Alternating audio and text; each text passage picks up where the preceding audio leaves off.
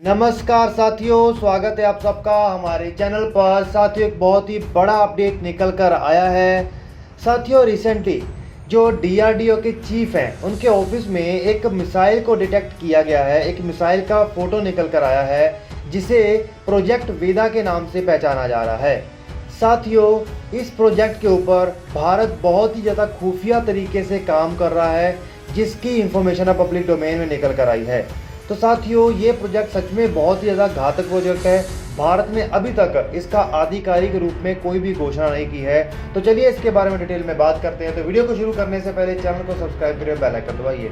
हम सब जानते हैं भारत मिसाइल के क्षेत्र में पूर्ण सक्षम है, चाहे बैलिस्टिक मिसाइल्स हो, चाहे कोई क्रूज मिसाइल हो, या फिर स्पेस में अटैक करने के लिए कोई मिसाइल हो।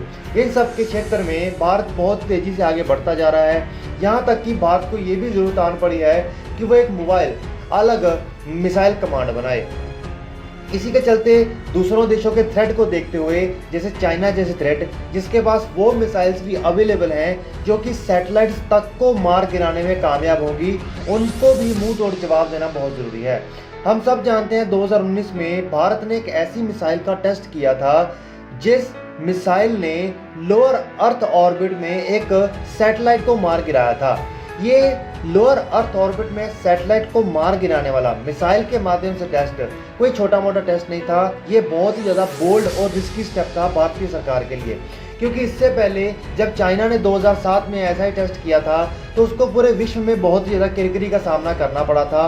क्योंकि एक तरफ तो जो ऊपर सैटेलाइट घूम रहा होता है वो भी 29,000 किलोमीटर पर घंटे की स्पीड पे था, और धरती भी घूम रही होती है। तो ये एक बहुत ही ज़्यादा सटीक तरीके से और बहुत ज़्यादा ध्यान से करने वाला टेस्ट था, जिसके एक भी गलती करने से बहुत बड़ा स्पेस में डिजास्टर क्रिएट हो सकता था, किसी दूसरे देश के सैटेलाइट को जाकर टकरा सकता था, या फिर सैटेलाइट्स का ऊपर बहुत बड़ा प्रॉब्लम आ सकता था। आपको फोटो के माध्यम से दिखाया जा रहा होगा कि आप पूरा का पूरा जो अर्थ के आसपास के ऑर्बिट सिस्टम है वहाँ पर सैकड़ों सैटेलाइट हैं। तो जिसकी वजह से अब भारत को पता है कि ये कोई भी टेस्ट करना कोई इतना आसान नहीं होता, क्योंकि अगर कोई भी गलती हो जाती तो ये भारत के लिए बहुत ही ज़्यादा रिस्की होता। इसी के चलते अब भारत एक और बड़ा मिसाइल पे काम कर रहा है, वो है प्रोजेक्ट वेदा। ये इसके ऊपर यह अनुमान लगाए जा रहे हैं कि ये एक ऐसी इंटरसेप्टर मिसाइल होगी जो कि किसी भी सैटेलाइट को 5,000 किलोमीटर की ऊंचाई पर मार गिराने में कामयाब होगी। जो हमने अभी टेस्ट किया था जो 2019 में, ये एंटी सैटेलाइट मिसाइल टेस्ट को लोअर अर्थ ऑर्बिट में 250 से 300 किलोमीटर की दूरी पर मार के गिराया गया था।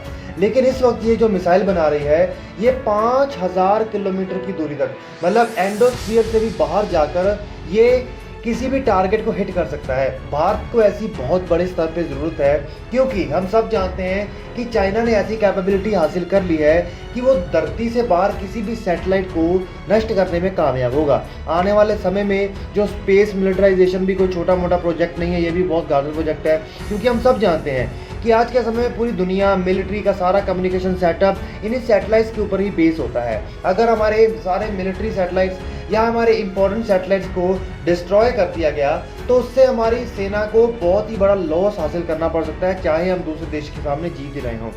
तो इसी समय को देखते हुए और चीन को भी ये दिखाने के लिए कि स्पेस में सैटेलाइट को खत्म करने के लिए भी भारत अब सक्षम हो चुका है।